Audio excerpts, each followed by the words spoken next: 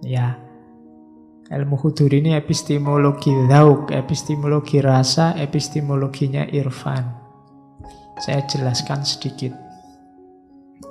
Jadi ilmu huduri itu ilmu yang didapat langsung. Kalau bahasa epistemologinya, ilmunya itu sua objek. Ya cirinya sama kayak tadi. Tidak ada perantara antara yang tahu dan objek yang diketahui. Takut yang saya alami itu kan, untuk tahu takut saya harus menengok diriku sendiri, tidak keluar.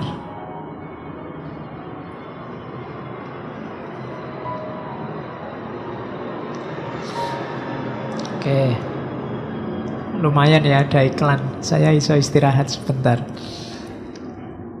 Nah, jadi sua objek itu antara subjek yang tahu dan objek yang diketahui itu jadi satu. Kalau tadi takut yang konsep itu kan di luar dirimu. Tapi takut yang kamu rasakan ini untuk paham, kamu menengok dirimu sendiri. Nah, itu namanya sua objek. Makanya namanya ilmu huduri, ilmu yang hadir dalam dirimu. Ini konsepnya Suhrawardi. Nanti ada tandingannya ilmu husuli. Kalau ilmu husuli, ilmu yang harus dikejar, dihasilkan. Kalian baca buku itu husuli. Tapi kalau ngalami langsung itu huduri. Kayak di Saintia Sakra kemarin, ilmu ini derajat kepastiannya hakul yakin. Jadi tidak berjarak. Levelnya tidak lagi ilmu yakin atau ainul yakin, tapi hakul yakin. Kenapa? Karena kamu ngalami sendiri, jadi yang ngerti. Ngaji ini kalau hanya melihat dari luar, termasuk yang mendengarkan YouTube, itu mungkin levelnya ilmu yakin, ainul yakin. Tapi hadir di sini itu hakul yakin. Oh alah, cuma kayak gini ngaji. Kalau didengarkan rekamannya kayak kayak wow, kayak apa gitu. Ternyata gini aja kok. Nah, itu kan sekarang hakul yakin. Kemarin pengetahuanmu berjarak. Kayak hebat-hebat tuh ya ngaji itu. Ternyata cuma gini aja loh. Nah itu kan sekarang kamu ngerti. Dan sekarang lebih pasti kenapa hadir langsung pengetahuan itu dalam dirimu.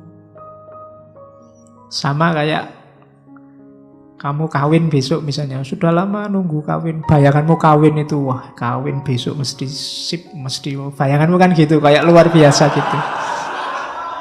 Ini kan bujangan-bujangan kan gitu. Mungkin besok setelah kamu kawin, walah cuma gini aja. Iya, bayanganmu kayak kayak hati-hati. Iya, itu kan pengetahuanmu hari ini kan belum kawin. Tentang kawin itu masih husuli, masih konsep-konsep. Iya, masih bayangan. Kamu membayangkan kan gitu. Kayak itu belum huduri, masih belum hakul yakin. Mungkin valid, tapi ilmul yakin, masih teori. Kalau besok nanti kawin beneran, baru kamu tahu. Oke, ya mungkin kamu menyesal. Iya. Ayo. Alah Pak, menyesal saya Pak. Kok enggak dulu-dulu, kok cuma satu ya Pak? Oke. Jadi itu ilmu huduri. Cirinya ilmu huduri itu saya ambil dari bukunya Suhrawardi. Hadir secara eksistensial. Objek sama subjek jadi satu. Dan ilmu huduri itu pasti benar. Kenapa pasti benar? Karena tidak koresponden. Kalau husuli koresponden. Husuli itu bisa meleset. Yang dikonsepkan beda sama kenyataannya. Tapi huduri kamu rasakan sendiri. Ya kayak tadi misalnya tentang kawin. Saya kecewa Pak kawin. Bayangan saya itu luar biasa, ternyata enggak. Loh, kamu keliru, kawin itu luar biasa. Loh, saya merasakan sendiri loh Pak. Itu enggak bisa dibantah. Kenapa? Kamu ngalami sendiri langsung. Jadi ilmu huduri itu ilmu yang tidak koresponden. Jadi tidak ada kategori benar atau salah. Ya mesti benar, wong kamu yang merasakan.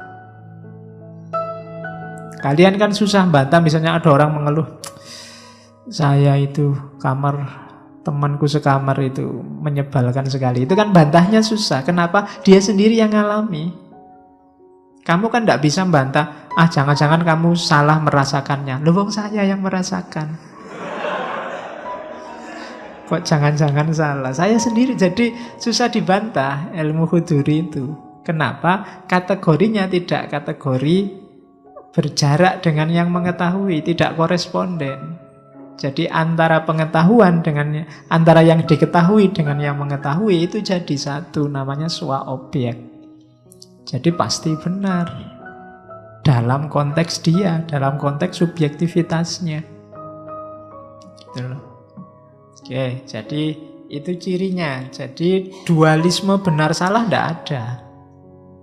Karena itu penghayatan langsung. Sama kayak misalnya makan rujak yang pedas. Saya makan lomboknya 2 dan sudah kepedesan luar biasa. Kamu kan tidak bisa menyalahkan saya. Pak, lombok cuma 2 aja sudah pedes. Saya 10 tidak pedes, Pak. Loh iya, kamu benar dengan 10-mu, aku benar dengan 2-ku. Sesuai penghayatanku.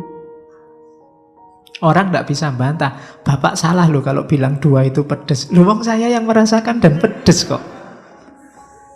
Kan kalian tidak bisa bantah.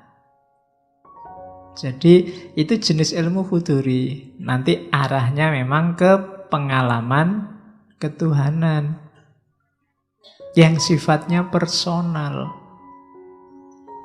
Jadi Tuhan itu kan dialami. Kalau sudah dialami, bantahnya susah. Makanya di antara argumen pembuktian Tuhan, salah satu yang agak susah dibantah itu argumen from religious experience.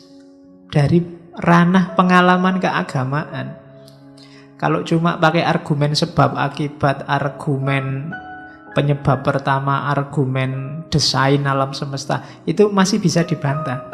Tapi kalau orang sudah ngomong, saya ngalami sendiri betapa maha kuasanya Tuhan, saya yang sudah terancam DO.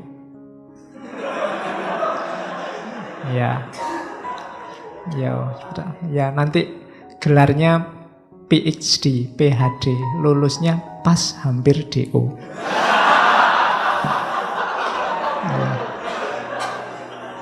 Jadi meskipun S1 gelarnya PhD. Jadi lulus pas hampir DO. Alhamdulillah lulus.